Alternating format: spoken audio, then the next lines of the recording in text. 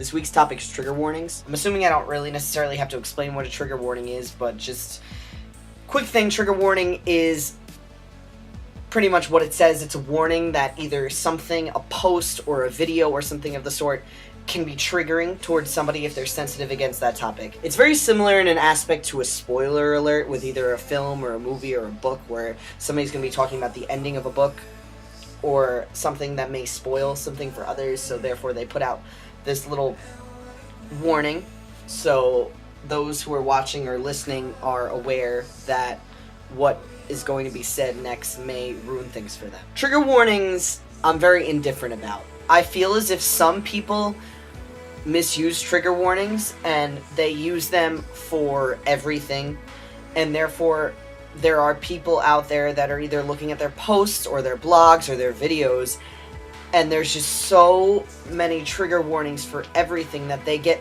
overly anxious before even watching the video, and there's nothing necessarily to be anxious about. I've seen trigger warnings for literally, on Tumblr and everything, literally every single thing, and it gets people nervous. It gets those that have either anxiety problems or they suffer with anxiety. They're looking at this thing that says either trigger warning or consent warning or whatever the sort, and they get overly anxious beforehand they actually see what's going on. So I feel like trigger warnings are good in an aspect because yes, it does warn others that can be anxious about certain things, but at the same time I feel like some people misuse trigger warnings. I think that on YouTube, trigger warnings are very, very important because, you know, you could be talking about something and discussing something that may be sensitive, like needles with hormones or surgery, and especially trigger warnings are extremely important if something is either bloody or gruesome, even scars, you know, like the chest scars or whatever the sort.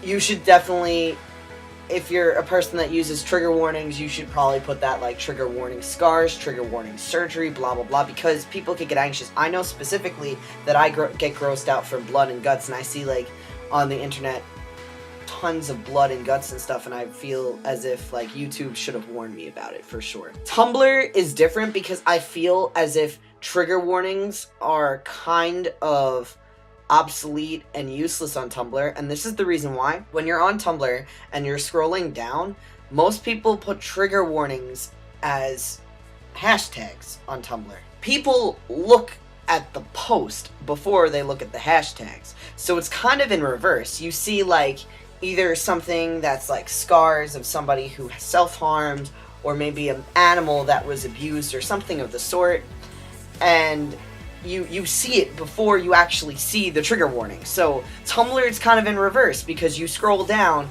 and necessarily you will see either the eating disorder or the abused dog or anything of the sort, so you see it before the trigger warning, so it pretty much just shatters the idea of the trigger warning.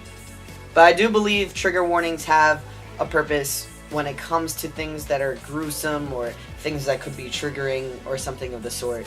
And I think it kind of ties into the trans community because necessarily with transitional things, there's a lot of transition blogs, there's a lot of transitions videos, and trans men, trans women, whatever the case may be, we do like talk about things that could be triggering to others. We could talk about things that others are sensitive about necessarily, and there could be things that are discussed that may make others alarmed or upset or something of the sort. So trigger warnings can be important, but I feel like if we misuse trigger warnings and use them for everything, then necessarily it kind of defeats the purpose of a trigger warning, because I mean, I'm not trying to sound insensitive, but there are a lot of different phobias out there or something of the sort, but when you use a trigger warning for everything on a specific blog, then people are going to start neglecting them.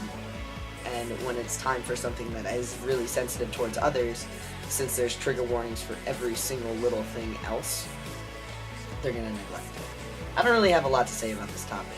I feel like it's necessarily important because as a trans person, we're going to talk about certain things that could upset others, like surgery, scars, emotional changes, all that stuff. So trigger warnings are good for that. But like I said, I'm pretty sure trigger warnings are important on YouTube, but necessarily on Tumblr, there's really not that much of a purpose because you see the product before you actually see the trigger warning.